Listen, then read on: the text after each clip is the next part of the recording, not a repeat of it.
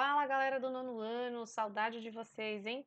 Lembrando que nossa aula hoje é uma quinta-feira, amanhã tem mais uma aula, sexta-feira, e eu queria recordar com vocês sobre os modelos atômicos antes de tentar fazer alguma outra atividade, porque nos últimos dias acabou que teve o feriado do carnaval, algumas pessoas faltaram antes e pós-carnaval, então ficou um conteúdo perdido, tá bom? Então, eu vou dar uma recapitulada rapidamente com vocês. Depois, eu vou deixar os vídeos que nós assistimos em aula, que eu coloquei para vocês sobre a tabela periódica, onde encontrar e toda essa questão dos átomos, ok? Então, vamos lá? Tempo para pegar caneta, papel e o livro de vocês. Ah, acharam que eu não ia aparecer, né? Ó, pro Leila aí, vamos lá? Então, vamos começar. Nós falamos sobre os modelos atômicos de Dalton. Lembra? Modelo atômico de Dalton, Thomson. Aí a gente falou sobre o Rutherford. Depois a gente falou sobre o Rutherford-Bohr. Depois a gente falou sobre o Schrödinger, né? Todos eles, nós começamos ele fala que o átomo era uma bola de bilhar. Depois ele sabe que tem cargas elétricas positivas e negativas. Aqui ele já fala de uma eletrosfera, no qual o elétron fica fora, que ele fica na eletrosfera e que no núcleo ficam prótons e nêutrons. Pro Leila, quem são os prótons? Cargas positivas. Quem são os nêutrons? Nêutrons, né? E quem são os negativos? Tudo tem na vida, positivo e negativo. Quem são os negativos? O elétron, onde ele fica? Na eletrosfera. Tá claro isso na cabecinha de vocês? Então, vamos continuar. E aí vem o Rutherford e fala assim, mas espera aí, tudo bem, tem o núcleo, a gente tem a eletrosfera. Só que eles não ficam assim aleatórios, né? Os elétrons, eles vão ficar em camadas. Então, tem camada 1, camada 2, camada 3, para tudo. Pro Leila, quantas camadas podem ter um elétron? 7, tá? Então, ele podem ter até 7 camadas. E uma quantidade de elétrons que podem morar lá. Então, vamos lá. Antigamente, eles falavam que era a camada K, L, M, N, O, P e Q. Aí falaram assim: agora a gente pode denominar, são 7 camadas, então a gente vai colocar o número. Então, camada K, 1, 2, 3, 4, 5, 6, 7. Acompanharam? Ok. Pro Leila, então quer dizer que na camada 1 só cabem 2 elétrons. Na camada 2, cabem 8 elétrons.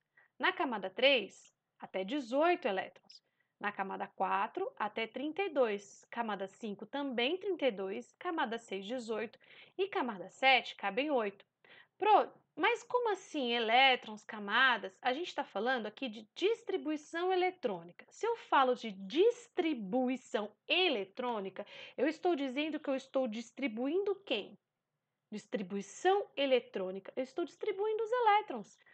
Fácil, hein, galera? Se eu pegar minha tabela periódica, eu vou olhar aqui, ó, o átomo de hidrogênio, o número atômico dele é 1, número de massa 1, e qual é a distribuição eletrônica dele? 1. Aqui está a distribuição eletrônica que eu estou falando para vocês, que na camada, cada camada cabe uma quantidade. Na primeira camada cabem 2, só que o hidrogênio ele só tem 1 mesmo. Se a gente pegar aqui, ó, o berilo, na primeira camada ele vai ter 1, na segunda camada ele vai ter 2.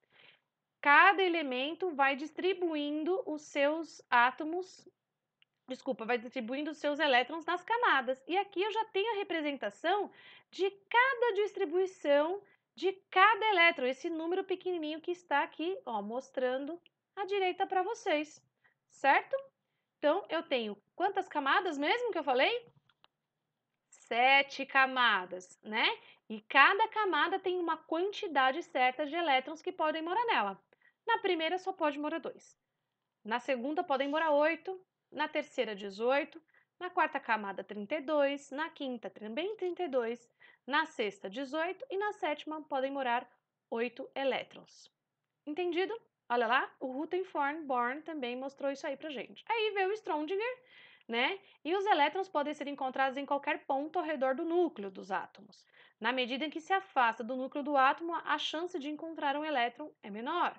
Então, a chance de encontrar, ó, à medida que se afasta do núcleo, à medida que se afasta do núcleo do átomo, a chance de encontrar um elétron é menor, tá? Os elétrons estão mais próximos aqui. Beleza? Entendido? Camadas, cada um tem a sua quantidade. Vou mostrar para vocês aqui, por exemplo, o átomo de hidrogênio. Já tinha mostrado para vocês esse modelinho. Vocês podem acessar, jogar. É um jogo super legal. Dá para construir o átomo, dá para saber símbolo. Muito legal. Então, eu vou colocar aqui, lembra? Prótons e nêutrons. Olha como ele está instável. Por quê? Eu preciso ter prótons e nêutrons, tá? Para manter ele estável.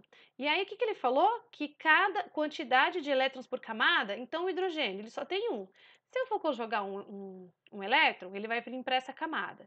Se eu vou jogar outro elétron, ele vai vir para essa mesma camada. Pro Leila, e agora? Você disse que tem camada que na primeira camada só podem colocar dois elétrons. Exatamente. Se eu tentar colocar mais um elétron, ele não vai, ó. Ele volta, ó. Ele pula e não vai ficar na camada que eu quero. Conseguiram entender essa questão da camada? Então, fechou.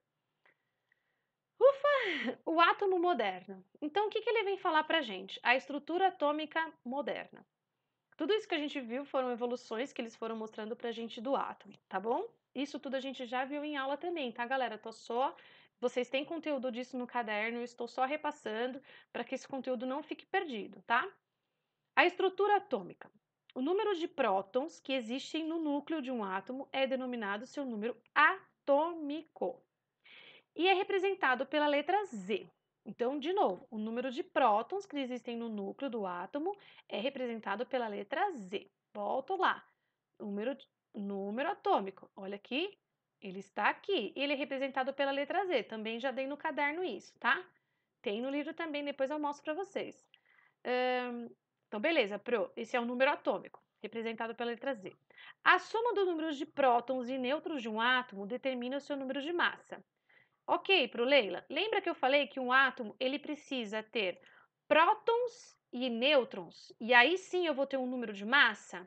Esse desenho aqui ele representa muito bem isso, tá? Número de prótons e número de nêutrons, eu vou ter o número da minha massa. Qual o número da minha massa aqui? 2. Vamos ver se ele deixa somar. Mais um, aí ele deixa somar, ó. Mais outro. Então, o número da soma de prótons e nêutrons é o número da massa. Fácil, fácil. Se eu olhar novamente na tabela, o número de prótons e nêutrons, ó, porque prótons e nêutrons é a soma do número atômico. Então, prótons e nêutrons, 3 mais 3, olha aqui, 6, tá? O carbono, ele vai dar certinho. 6 mais 6, 12. Gente, não tem erro, é matemática simples, tá? Conta simples de matemática. Combinado? E os átomos possuem o mesmo número de prótons, vamos lá, átomos que possuem o mesmo número de prótons e elétrons são eletricamente neutros, tá? Então, se eu conseguir, ó, átomos que possuem o número de prótons e elétrons, prótons estão aonde? No núcleo, por isso que a gente tem que entender bem essa questão do átomo.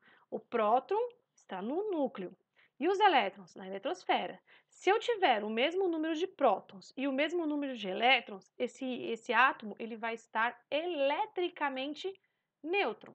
Deixa eu ver se eu consigo aqui, ó, no mesmo número de prótons, no mesmo número de elétrons, ele está eletricamente neutro. Aqui ele não vai mostrar. Ele não vai mostrar. Combinado, galera? Então, íons. Quem são esses íons? Se o número de prótons e de elétrons forem diferentes, então eles são formados íons. Quem é o próton? De novo, se o número de prótons e elétrons forem diferentes. Próton é quem fica no núcleo, junto com os nêutrons. Elétron está na eletrosfera. Se esses números forem diferentes, então eu tenho um íon, tá? Os átomos que tiverem seus elétrons removidos ficam com carga elétrica positiva, que a gente vai chamar de cátion.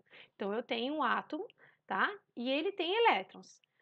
E aí, os átomos que tiverem seus elétrons removidos, tirei o elétron, ele vai ficar com um excesso de carga positiva, porque eu tirei o elétron que é negativo. Então, ele vai ser um cátion.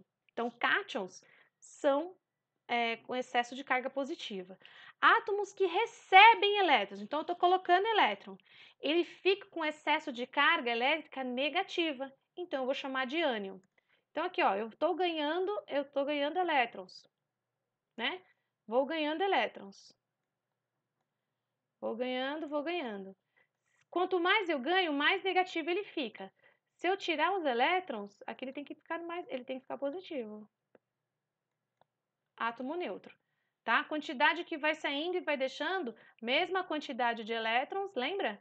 Eles ficam eletricamente neutro, tá? E aqui os elementos químicos da tabela, eu já havia até pedido para vocês fazerem uma tabela outro dia no caderno. Também dei uma atividade que era para vocês colocarem os números atômicos e colocarem as siglas, né? Lembrando que a tabela periódica, ela tem um nome com letra maiúscula e toda vez que eu tiver o nome maiúsculo e o minúsculo, eu tenho dois nomes, no caso, eu tenho o maiúsculo e o minúsculo, isso não pode esquecer, tá?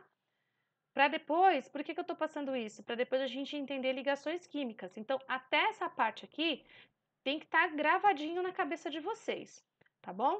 Eu vou parar por aqui na nossa aula hoje de quinta-feira e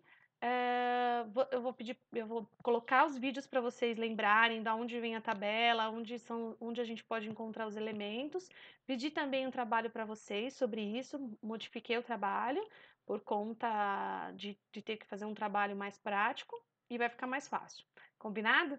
Morrendo de saudade de vocês. Isso aqui foi só mais uma revisão e para depois a gente pegar firme, tá bom? Um grande beijo no coração de vocês e até amanhã. Lembrando que eu vou colocar todas essas informações no Moderna Compartilha no link Atividade para vocês acessarem. Acessa também o meu canal, se inscreve porque essa aula vai ficar lá. Combinado? Até mais, pessoal!